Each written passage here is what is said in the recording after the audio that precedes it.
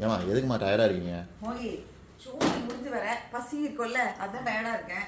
சரி சரி நான் வேணா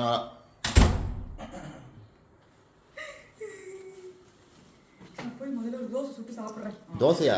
வேணாம், எப்போ பார்த்தாலும் தோசை தோசைன்னு. நான் இதாக பண்ணி தரேன். நீயா என்ன பண்ணுவ? பண்ணி தரேன் பாருங்கம்மா. பார்க்கலாம். என்னடா பண்ற?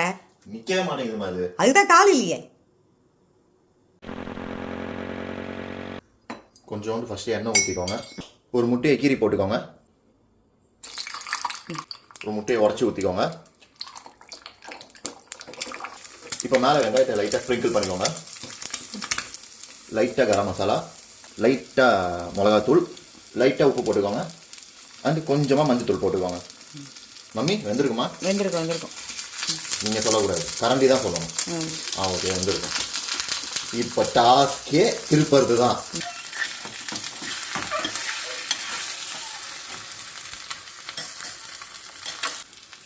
திருப்பி எல்லா பவுடரையும் கொஞ்சம் கொஞ்சமாக போட்டுக்கோங்க.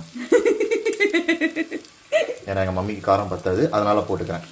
என்னடா மோகி, முட்டையிலேருந்து கோழியே வந்துடும் போல இருக்கு.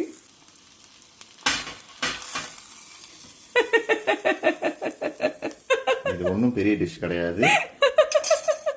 ஆம்லேட் முட்டை இதுக்கு பேர் தான்.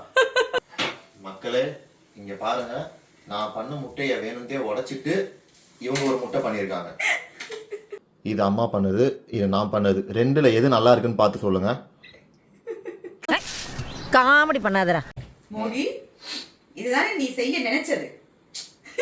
இதுதான் நான் செஞ்சது, அதை கெடுத்து விட்டீங்க. ஓகேடா ஓகேடா, என்ன இருந்தாலும் இது நான் செஞ்சதாவே இருந்தாலும் மோகி செஞ்சதுதான் சூப்பர். ஏன்னா டயர்டா வந்த அம்மாக்காக அவனே வந்து செஞ்சான் பாத்தீங்களா, அந்த லவ், அந்த டேஸ்ட். சோ நான் இதே சாப்பிடுறேன். முட்டையோட சாஃப்ட்னஸ் பாருங்க.